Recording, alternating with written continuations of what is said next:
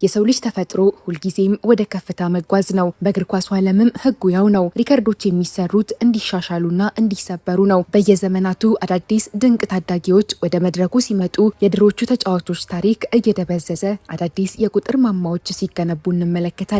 ዛሬ ላይ ሆነን እንደ ኤርሊንግ ሃላንድ ያሉ የጎል ማሽኖችን ወይም እንደ ኪሊያን ምባፔ ያሉ መብረቃዊ ፍጥረቶችን ስንመለከት በእግር ኳስ ውስጥ የማይሰበር ሪከርድ የለም ብለን ልናስብ እንችላለን። ነገር ግን ወደኋላ መለስ ብለን ስንመለከት የምናገኛቸው አንዳንድ እብድ የሆኑ እውነታዎች አሉ።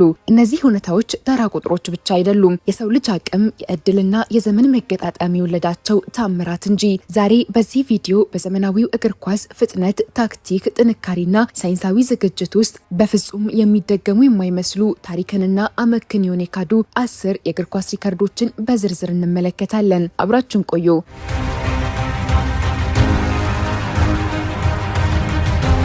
እነዚህ ሪከርዶች ምናልባትም ይህቺ ፕላኔት እስከምታልፍ ድረስ የማይደመሰሱ ዘላለማዊ ሆነው ሊኖሩ ይችላሉ ወይም ደግሞ ሊሰበሩም ይችላሉ። በእነዚህ 10 ታላላቅ ሪከርዶች ውስጥ የእናንተ ተወዳጅ ተጫዋች ወይም ክለብ ካለ ኮሜንት ላይ ያስፍሩልኝ። የምንጀምረው እግር ኳስ ገና በወርቃማው ዘመኑ ላይ በነበረበት ወቅት በተመዘገበ አስደናቂ ታሪክ ነው። እንደ አውሮፓውያን አቆጣጠር በ1958 በስዊድን በተካሄደው የዓለም ዋንጫ ላይ ፈረንሳዊው አጥቂ ጁስት ፎንቴን ወደ ውድድሩ ሲያቀና መላው ዓለም እንዲህ አይነት ታሪክ ይፈጠራል ብሎ አልገመተም ነበር። ፎንቴን በዛች ብቸኛ ውድድር ላይ በ6 ጨዋታዎች ውስጥ ብቻ 13 ጎሎችን ከመረብ አሳረፈ። በአማካይ በአንድ ጨዋታ ከ2 ጎል በላይ እያስቆጠር ነበር። በፓራጓይ ላይ ሃትሪክ ሰራ። በሰሜን አየርላንድ እና በዩጎዝላቪያ ላይ ድርብ ጎሎችን አገባ።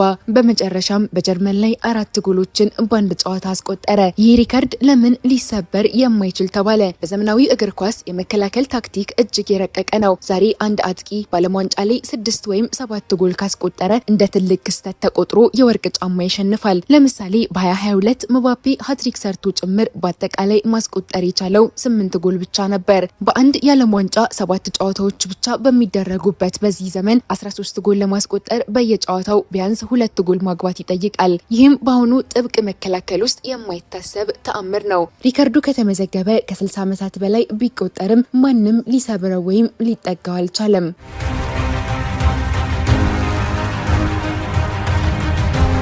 አሁን ደግሞ ወደ ቅርብ ጊዜ እንምጣ። ሁላችንም በህይወት ዘመናችን የታዘብነው ነገር ግን አእምሯችን ሊቀበለው የሚከብደው የሊዮኔል ሜሲ የ2012 አስደናቂ ዓመት። ሜሲ በ2012 በባርሴሎናና በአርጀንቲና ብሔራዊ ቡድን ማሊያ በ69 ጨዋታዎች ውስጥ 91 ይፋዊ ጎሎችን አስቆጥሯል። የጀርመኑን ታላቅ አጥቂ ጌርድ ሙለርን የድሮ 85 ጎሎችን ሪከርድ ነበር እየቀለበሰው። ሜሲ በዚህ ዓመት ብቻውን ያገባው ጎል በአውሮፓ ውስጥ ያሉ ትላልቅ ክለቦች ማለትም እንደ ኤሲ ሚላን፣ ፒኤስጂ እና ዶርትሙንድ ያሉ በቡድን ደረጃ ካገቡት አጠቃላይ ጎል ይበልጥ ነበር። ይህንን ቁጥር በደንብ እናስበው። በአሁኑ ዘመን አንድ የፊት መስመር አጥቂ በአመት 40 ወይም 50 ጎል ካስቆጠረ የአመቱ ምርጥ ተብሎ ይወደሳል። 91 ጎል ላይ ለመድረስ ግን ተጫዋቹ ለአንድ አመት ሙሉ በየሳምንቱ ከአንድ በላይ ጎል ማግባት፣ ከከባድ ጉዳቶች ሙሉ በሙሉ ነፃ መሆንና በየጨዋታው 90 ደቂቃ መጫወት አለበት። አሁን ባለው የእግር ኳስ ፍጥነትና የአካል ብቃት ጫና ምክንያት አንድ ተጫዋች ይህንን የብቃት ደረጃ ለአንድ አመት ሙሉ ጠብቆ ሊጓዝ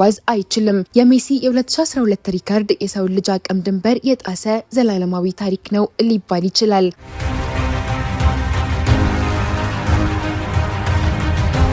ሌላው በእግር ኳስ ታሪክ ውስጥ በአውሮፓ የሚጫወት አንድ ፕሮፌሽናል ተጫዋች ሊያገኘው የሚችለው ትልቁ የግል ክብር የባላንዶር ወይም የወርቅ ጫማ ሽልማት ነው። በታሪክ ውስጥ እንደ ዚነዲን ዚዳን፣ ሮናልዲኒሆ ወይም ካካ ያሉ ታላላቅ ኮከቦች ይህንን ሽልማት በአንድ ወይም በሁለት አጋጣሚዎች ብቻ ነው ማሸነፍ የቻሉት። የፖርቹጋሉ ኮከብ ክርስቲያኖ ሮናልዶ 5 ጊዜ በማሸነፍ ታሪክ ሰርቶ ነበር። ነገር ግን ሊዮኔል ሜሲ ይህንን የክብር ማማ ሙሉ በሙሉ በራሱ ስም በማስመዝገብ 8 የባላንዶር ሽልማቶችን በግል ካዝና ውስጥ መክተት ችሏል። ይህ ሪከርድ የማይሰበርበት ምክንያት አሁን ባለው የእግር ኳስ እውነታ ላይ የተመሰረተ ነው። የሜሲና የሮናልዶ የሁለትዮሽ የበላይነት ካበቃ በኋላ እግር ኳስ ተወዳዳሪነቱ እጅግ ጨምሯል። አሁን ባለው ትውልድ ውስጥ አንድ ተጫዋች 2 ወይም 3 ጊዜ በተከታታይ ባሎንዶር ማሸነፍ ራሱ ትልቅ ትግል ነው። ምክንያቱም በየዓመቱ አዳዲስ ኮከቦች ይፈጠራሉ። ለ15 ዓመታት ያክል በዓለም እግር ኳስ ማማ ላይ ተቀምጦ 8 ጊዜ የዓመቱ ምርጥ ተጫዋች መሆን ሌላ ሜሲ በምድር ላይ ካልተወለደ በቀር በፍጹም ሊደገም የማይችል ዘላለማዊ የታሪክ ከፍታ ነው።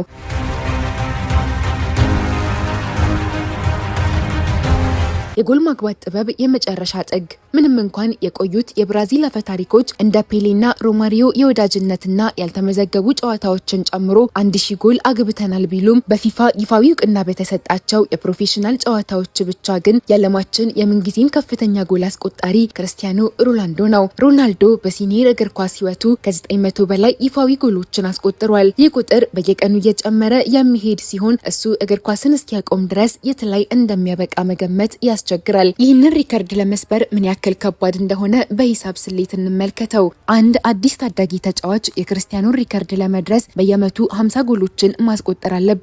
ይህንን 50 ጎል ደግሞ ያለምንም መቆራረጥ ያለምንም ከባድ ጉዳት ለ20 ተከታታይ ዓመታት ሙሉ ማስቆጠር ይኖርበታል። በአሁኑ ዘመን ተጫዋቾች በአካላዊ ድካምና በጡንቻ ስብራት ምክንያት በ34 እና 35 ዓመታቸው እግር ኳስን በሚያቆሙበት በዚህ ስፖርት ውስጥ ይህንን የክርስቲያኖን እንደ ብረት የጠነከረ ጽናትና ዘላለማዊ የጎል ረሃብ መድገም ለዘመናት የማይታሰብ የሳይንስ እውነታ ነው።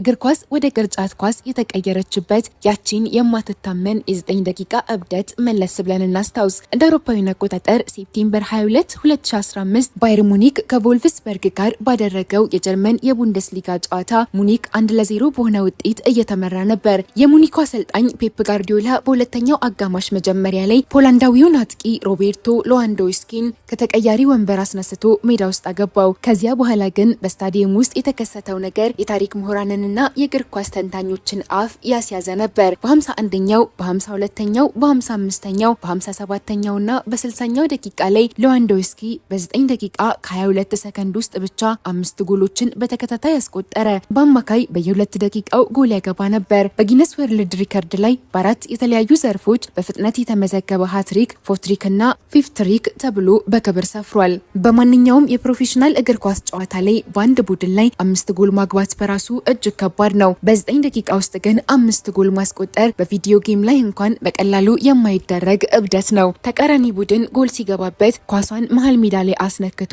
ጨዋታውን ለመጀመር ራሱ ከ1 ደቂቃ በላይ በሚፈጅበት እግር ኳስ ሌዋንዶውስኪ የሰራው ተአምር ዳግም ሊደገም የማይችል የዘላለም ሪከርድ ነው።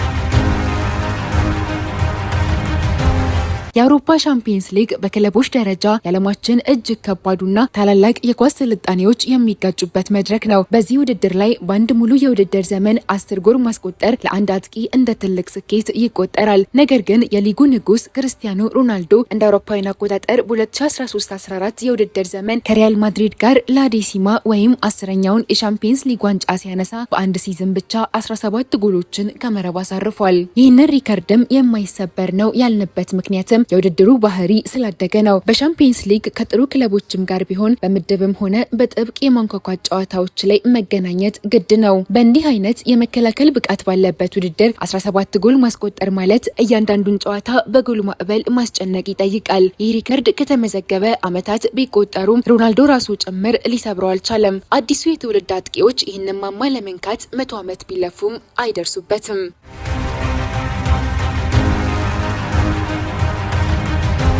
የእንግሊዝ ፕሪሚየር ሊግ በዓለማችን ላይ እጅግ ጨካኝ አካላዊ ብቃትን የሚጠይቅና አሸናፊውን ቀድሞ ለመገመት የሚያስቸግር ሊግ ነው። በዚህ ሊግ ውስጥም በተከታታይ 5 ወይም 6 ጨዋታዎችን ማሸነፍ ራሱ ትልቅ ጥረት ይጠይቃል። ነገር ግን እንደ አውሮፓውያን አቆጣጠር ከሜይ 2003 እስከ ኦክቶበር 2004 ድረስ ባለው ጊዜ ውስጥ በአሰልጣኝ አርሰን ቬንገር ይመራ የነበረው ታሪካዊው የአርሰናል ስብስብ በተከታታይ 49 የፕሪሚየር ሊግ ጨዋታዎችን ሳይሸነፍ በመጓዝ የማይደመሰስ ታሪክ ጽፏል። ሙሉ አንድ የውድድር ዘመን አንድም ጨዋታ ሳይሸነፍ የወርቅ ዋንጫ ማንሳት የቻለ ክለብ ነበር አርሰናል። ከቅርብ ጊዜ ወዲህ ማንቸስተር ሲቲ በፔፕ ጋርዲዮላ፣ ሊቨርፑልም በተለያዩ ታላላቅ አሰልጣኞች በቢሊዮን የሚቆጠር ፓውንድ አውጥተው አስደናቂ ስብስቦችን ቢገነቡም ይህንን የ49 ጨዋታዎችን ያለመሸነፍ የብረት ግንብ ግን ሊሰብሩት አልቻሉም። ምክንያቱም በእንግሊዝ ሊግ ውስጥ በማንኛውም ቀን ከታች ካሉ ክለቦች ጋር በሚደረግ ጨዋታ በአንድ ቀይ ካርድ ወይም በዳኛ ስህተት መሸነፍ የተለመደ ነው። ያንን ሁሉ ፈተና አልፎ ለ49 ጨዋታዎች ጸንቶ መቆም ከእግር ኳስ ታክቲክ በላይ የቡድን ስነ ልቦና ጥግ ነው።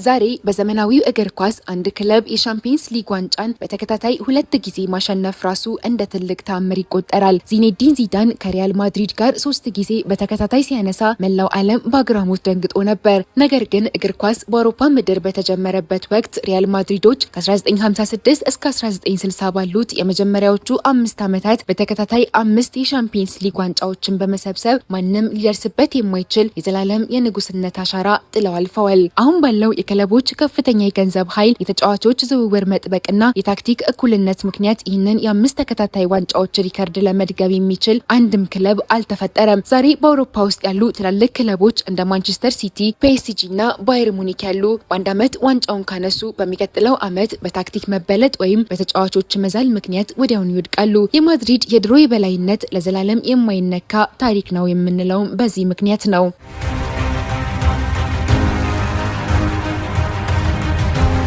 አንድ አጥቂ በጨዋታው ላይ 3 ጎል ካገባ ሃትሪክ ሰራ ተብሎ በክብር ይሸለማል። 5 ጎል ካስቆጠረ ደግሞ መላው ዓለም በደስታ ይጮሃል። ነገር ግን እንደ አውሮፓውያን አቆጣጠር ዲሴምበር 13 1942 በፈረንሳይ ካፕ ጨዋታ ላይ ሌሲን በተባለ ክለብ ውስጥ ይጫወት የነበረው ፈረንሳዊው አጥቂ ስቴፋን ስታኒስ በአንድ ይፋዊ ጨዋታ ላይ ብቻውን 16 ጎሎችን አስቆጥሯል። አዎ 16 ጎል። ቡድኑ ራሲንግ ክለብን 32-0 በሆነ ሰፊ ውጤት ሲያሸንፍ እሱ ግማሹን ጎል ብቻውን ግብቷል። ይህ ሪከርድ በጊነስ ቡክ ላይ የሰፈረ ዘላለማዊ ታሪክ ነው። ቀደም ሲል እንደጠቀስነው በዘመናዊ እግር ኳስ የተከላካዮች ጥንካሬ፣ የአሰልጣኞች ታክቲክ፣ የቪዲዮ እገዛ ወይም ቫር እና የቴክኖሎጂ ቁጥጥር በበዛበት በዚህ ዘመን በአንድ ጨዋታ ላይ 16 ጎል ማስቆጠር ቀርቶ 16 ጊዜ ወደ ጎል መሞከር ራሱ እጅግ ከባድ ነው። ይህ ታሪክ በእግር ኳስ ማህደር ውስጥ ዳግም የማይነካ የዘላለም የቁጥር ሪከርድ ሆኖ ይኖራል።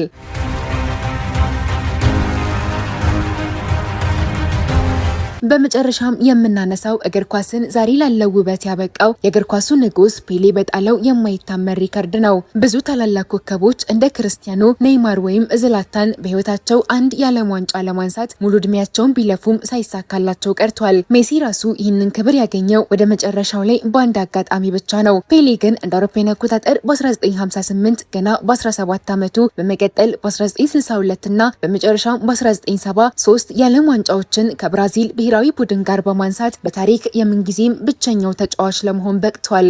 ዛሬ እግር ኳስ ተቀራራቢ፣ ከባድና አድካሚ በሆነበት ዘመን አንድ ተጫዋች 3 የዓለም ዋንጫዎችን ማሸነፍ ቀርቶ ለ3 የዓለም ዋንጫ ፍጻሜ መድረስ ራሱ የማይታሰብ ተአምር ነው። ይህ ሪከርድ የፔሌን ታላቅነት ብቻ ሳይሆን የብራዚልን ወርቃማ ዘመን የሚያሳይ የማይደገም የታሪክ ምዕራፍ ነው።